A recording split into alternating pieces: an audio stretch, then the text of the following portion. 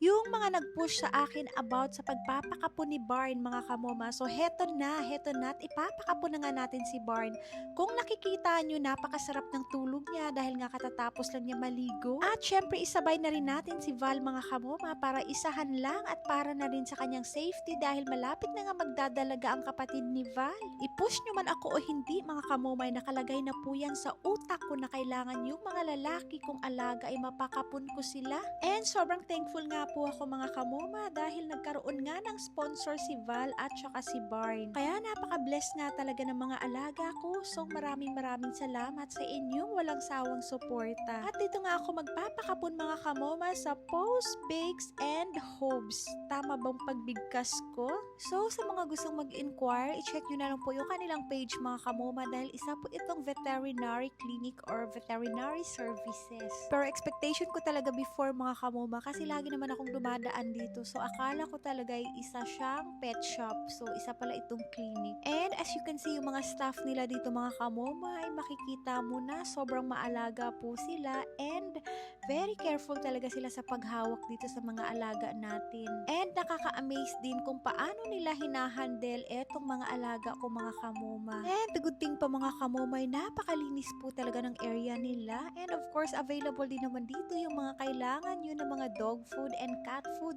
Syempre yung mga medicine, mga vitamins. Kaya ayan, si Barn nagmamadali na talaga siyang lumabas. Inip na nga si Barn, mga kamoma, at uwing-uwi na nga siya. At dahil naturukan na nga si Val ng anesthesia, mga kamoma, kaya dito na muna kami sa labas para hindi nga po siya ma-stress. Kasi you know naman itong mga alaga natin, pag nasa loob sila ng clinic, mga kamoma, ay talagang naaamoy yata nila yung mga amoy gamot o yung mga amoy injection. Kaya kung napapansin nyo, natatakot talaga sila sa loob. Kaya syempre todo comfort ang moma, no, habang pinapatulog ko siya, dahil ang hindi niya alam, ngayong araw matatanggalan na siya ng lato-lato. And the best naman talaga, mga kamoma, kung wala na silang lato-lato para hindi na sila makabuntis ng ibang aso and mas magiging healthy po yung alaga natin. So madami talagang mga benefits ang makukuha sa pagpapakapon. At syempre hindi lang naman si Val yung nilalambing ni Moma, pati rin ito si Barn nagpapalambing. Siguro na-feel niya na parang inaantok na nga siya, mga kamoma. Dahil dito nasusuka nga siya and naglalaway. Actually normal lang talaga yan na reaction ng anesthesia. And ayan, tapos na nga si Val, mga kamoma, and successful naman po yung pagpapakapon kay Val. So thank you talaga sa ating doktor. Dalawang doktor yung humawak kay Val, mga kamoma. Kaya kampante na rin ang moma niyo. And normal lang talaga na minsan nag-aalala tayo sa mga alaga natin.